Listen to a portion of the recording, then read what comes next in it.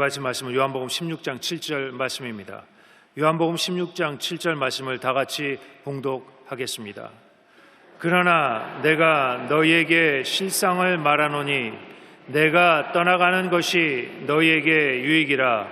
내가 떠나가지 아니하면 보혜사가 너희에게로 오시지 아니할 것이요 가면 내가 그를 너희에게로 보내리니. 아멘. 여러분, 사람은 혼자서 살아갈 수가 없습니다. 가족이든 친구든 이웃이든 함께 살아가는 것입니다. 사람이 혼자 남겨진다는 것은 너무나 큰 두려움인 것입니다. 제가 초등학교 5학년 때 대구 폭동사건 이후 빨치산들이 짚은 산 속으로 들어가서 게릴라 활동을 시작하여 밤에 마을에 내려와서 마을 사람들을 살해하고 납치하고 가축과 양식을 약탈해 갔습니다. 그들의 공격 목표 중에 하나가 우리 집이었습니다. 한 번은 빨치산이 아버지를 잡으려고 밤중에 왔는데 놀란 할아버지와 할머니가 아버지를 방바닥에 눕히고 그 위에 이불을 깔았어요. 그래서 그 이불 위에 할아버지와 할머니 두 분이 누웠습니다.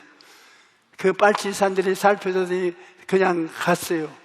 그게 저희 아버님에게는 굉장한 충격이 되었습니다. 그 일을 당하고 난 다음에 그 집에서 더 이상 살고 싶은 생각이 없어졌습니다. 그래서 아버지가 가족들을 이끌고 부산으로 이주하기로 결심한 것입니다. 하루는 학교 갔다가 집에 오니까 그렇게 요란스럽던 집이 조용해요. 집에 오면 동생들이 마당에서 놀고 고함치고 하는 소리가 들리는데 그날은 너무나 정박강산이에요. 이쪽 방에 가도 아무도 없고 저쪽 방에 가도 아무도 없습니다. 할아버지 할머니 두 분만 덩그렁 계셨던 것입니다. 우리 형제들 중에 나 혼자 버림을 받았다는 심정, 그것이 말로 다 할 수 없이 고통스러웠습니다. 나는 그 빈집에 혼자 앉아서 울고 또 울었습니다. 그때 내 마음속에 시골 싫다는 생각이 들었어요. 지금까지도 조용한 데 가서 쉬라고 하면 좋아하지 않습니다. 그 시골에서 할아버지 할머니를 모시고 2년을 살았는데 얼마나 고독했는지 모릅니다. 학교 갔다 오면 아무하고도 이야기할 사람이 없습니다.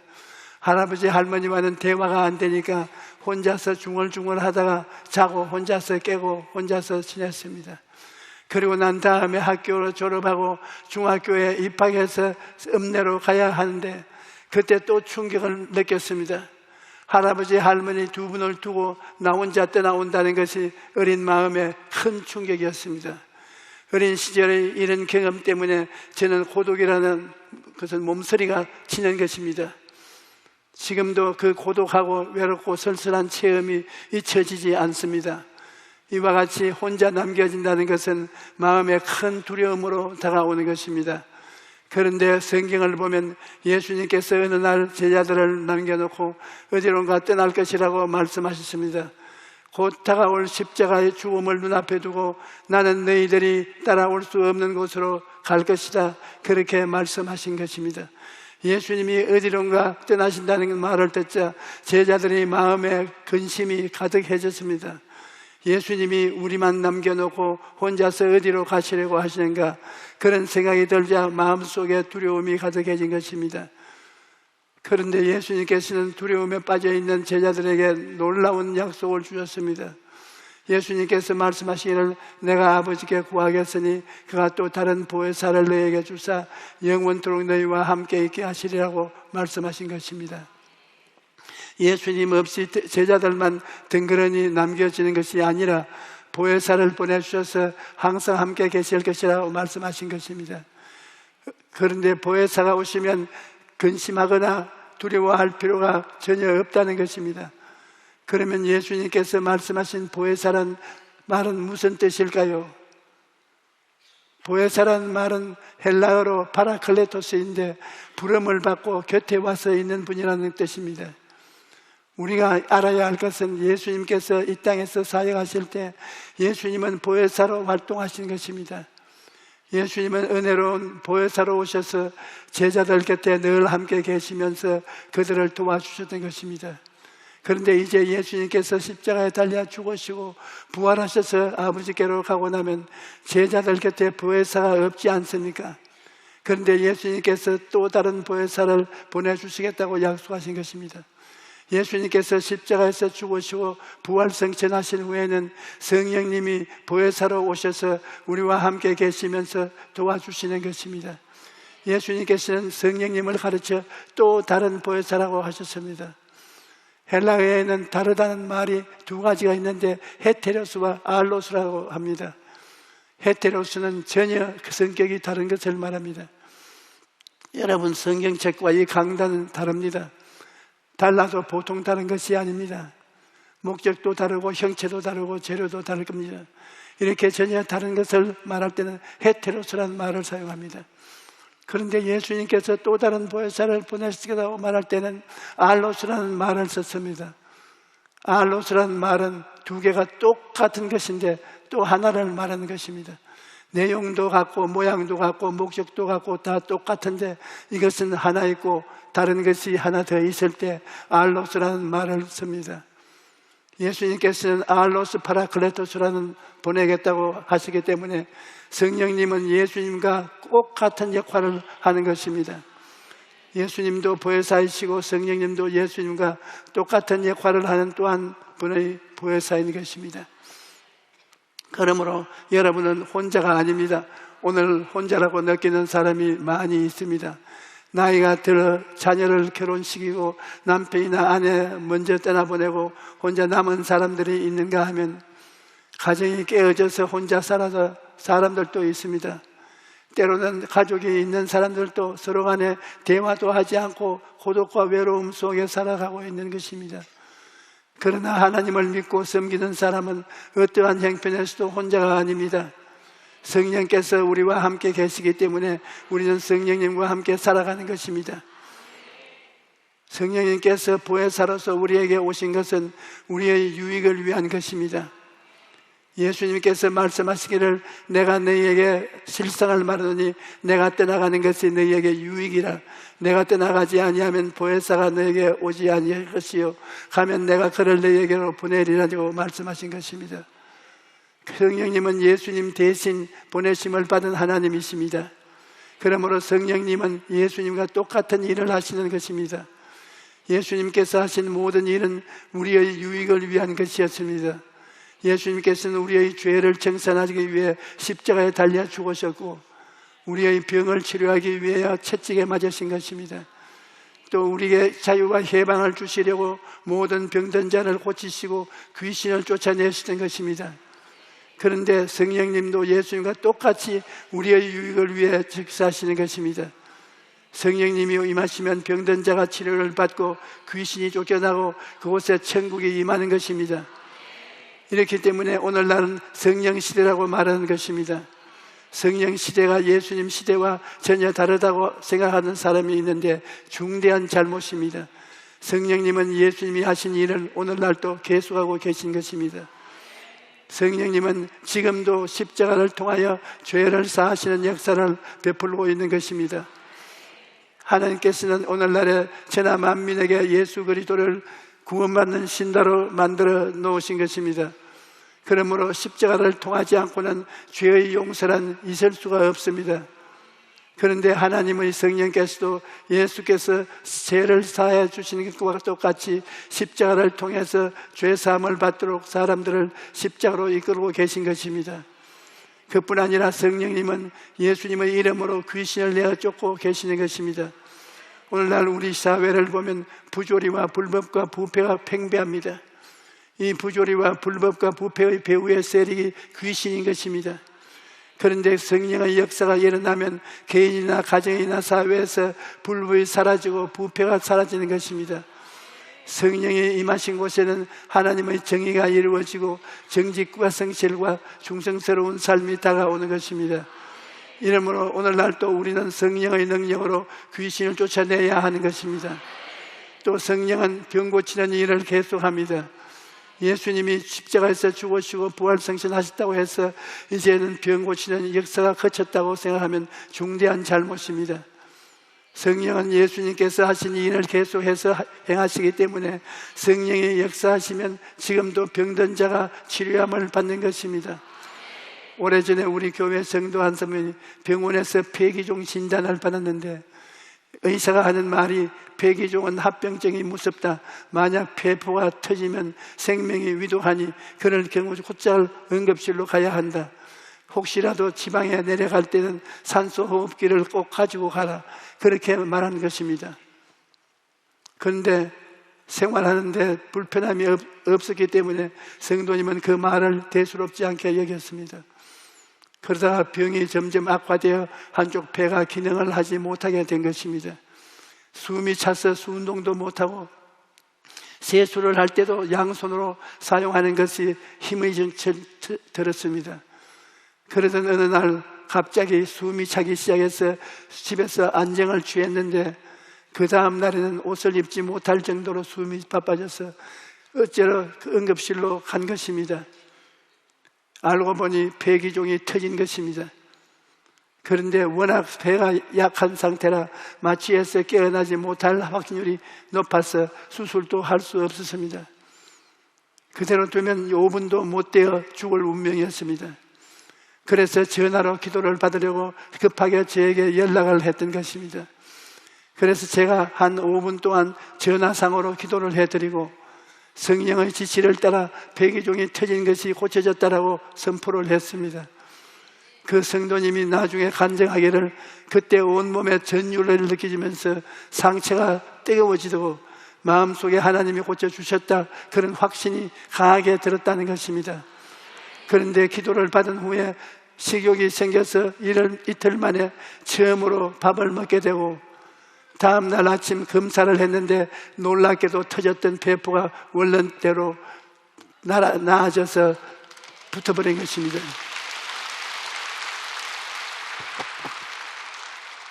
여러분, 하나님께서는 지금도 병을 치료하시고 아픈 자를 일으키시고 계신 것입니다.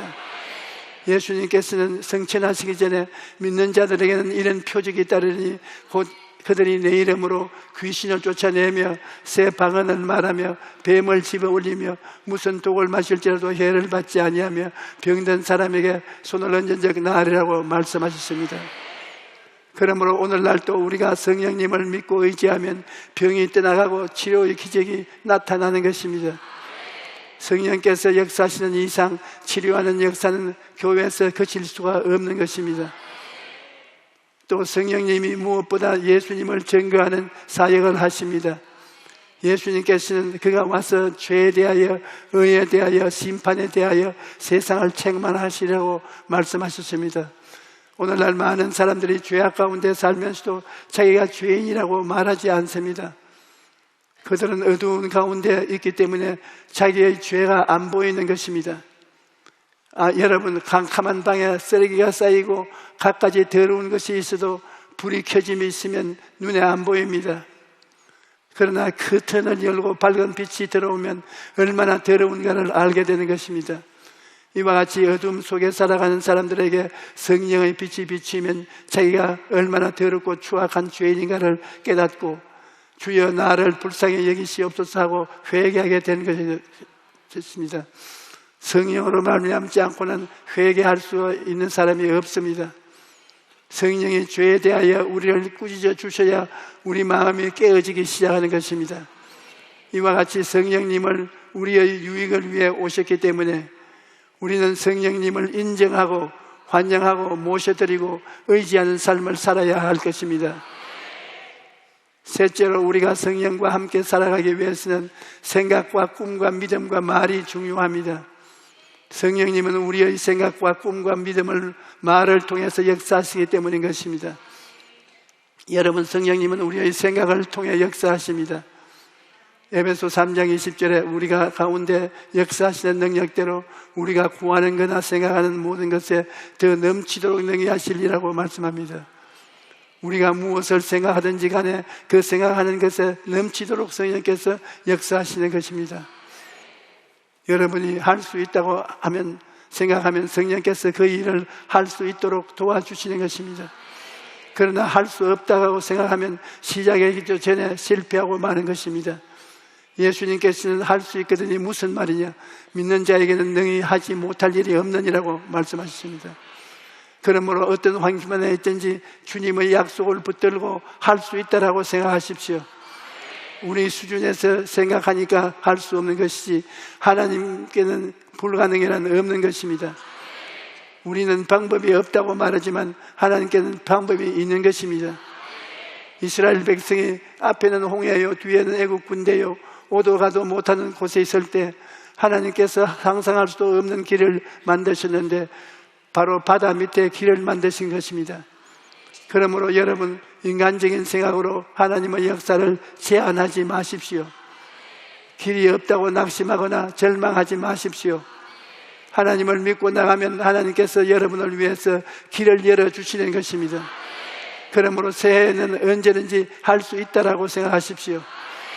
여러분이 긍정적이고 적극적이고 창조적인 생각을 가지면 성령께서 역사하심으로 여러분이 올 한 해를 성공적인 삶을 살아갈 수 있는 것입니다. 그 다음 성령님은 우리의 꿈을 통해 역사하시기 때문에 꿈을 품어야 합니다. 이 세상에 사람이 살면서 꿈을 잃어버리면 그 사람의 내일은 절망입니다. 현실에 다가오는 여러 가지 환경의 불안과 고통과 괴로움만 바라보고 그것에 치우쳐 있으면 그 사람은 그 자리에서 무덤을 파는 것입니다. 사람의 짐승과 다른 것은 내일에 대한 꿈을 가질 수 있기 때문인 것입니다.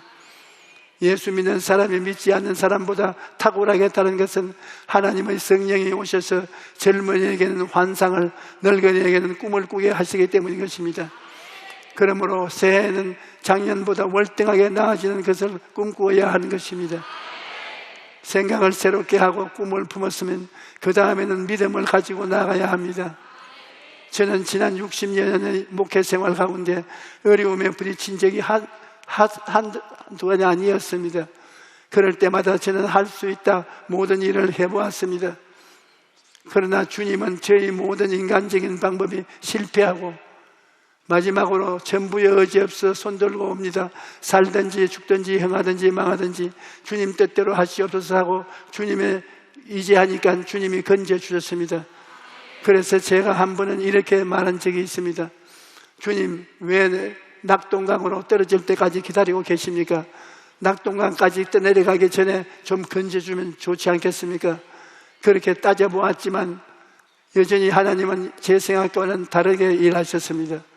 마지막까지 기다려서 제가 정말 하나님을 믿고 있는지 의지하지 않느냐를 테스트하신 후에 제가 전적으로 주님을 믿고 나아갈 때 주님의 능력과 권세를 나타내셨습니다. 저는 저희 삶을 돌아볼 때 일생을 살아오면서 번지 점프를 한 기분입니다. 번지 점프를 하는 것은 보면 높은 데 올라가서 뒤에 줄을 매달고 뛰어내리는 것입니다. 거의 밑바닥에 닿을 때까지 자유낙하를 합니다. 그럴 때 바닥에 떨어지기 직전에 줄이 털컥 붙잡아 주어 사람을 다치지 않게 합니다. 믿음이라는 것은 말씀이라는 줄에 묶여서 번지 점프를 하는 것입니다. 눈으로 볼 때는 아찔합니다. 보통 사람들 같으면 그 낭떠러지 곁에 가지 않는 것이 정상입니다. 가능한 멀리서 있으려고 할 것입니다. 그런데 예수 믿는 사람은 그만 낭떠러지까지 나아갑니다. 그 이유가 무엇입니까? 우리 눈에는 보이지 않지만 하나님 말씀이 나를 묶고 있는 것을 알고 있기 때문인 것입니다. 말씀의 밧줄이 나를 묶고 있으므로 믿음으로 점프를 하는 것입니다. 여러분, 우리가 살아가는 3차원의 삶에는 우리 힘으로 뛰어넘을 수 없는 장애물이 가득합니다. 그러나 4차원의 믿음을 가지면 3차원의 장애물을 뛰어넘을 수 있는 것입니다. 마지막으로 성령님은 우리 입술의 말을 따라 역사하시는 것입니다. 저는 몸이 아프고 지칠 때면 언제나 이렇게 말합니다. 제가 채찍에 맞음으로 내가 나음을 입었다. 이렇게 예수님의 십자가의 대속의 은혜를 선포함으로써 몸과 마음을 다스리는 것입니다. 건강한 나의 모습을 먼저 4차원의 세계 속에서 생각하고 4차원의 생각을 담아서 말하려고 힘을 쓰는 것입니다. 그러면 그것이 제가 살고 있는 3차원의 세계에 영향을 미쳐서 제 영혼과 육체가 삶의 환경에 역사하는 것입니다. 이와 같이 하나님의 말씀에는 놀라운 능력이 있습니다. 그러므로 새해에는 하나님의 말씀을 늘 가까이 하십시오. 말씀을 읽고 듣고 묵상함으로 여러분 안에 말씀이 가득 채워되게 하십시오. 그러면 하나님의 말씀이 여러분의 삶을 변화시킬 것입니다. 여러분, 예수님은 길이요 진리요 생명으로서 우주의 근원이요 만물의 기초가 되십니다. 성령님은 예수님의 뜻을 가지고 3차원의 세계를 변화시키고 창조적인 일을 행하십니다. 예수님과 성령님은 마치 하나님의 오른팔과 왼팔처럼 함께 일하시는 것입니다. 또한 예수님과 성령님은 우리의 보혜사로 오셔서 우리와 늘 함께 하시고 우리를 도와주시고 계신 것입니다. 그러므로 우리는 예수님의 십자가를 바라보고 보혜사로 오신 성령님을 늘 의지해야 합니다. 그러면 하나님의 은혜로 올 한 해 여러분이 삶의 놀라운 기적을 나타낼 것입니다. 새해 모두의 가정에 하나님의 은총이 사랑과 축복이 가득하시기를 주님 이름으로 축원합니다. 할렐루야.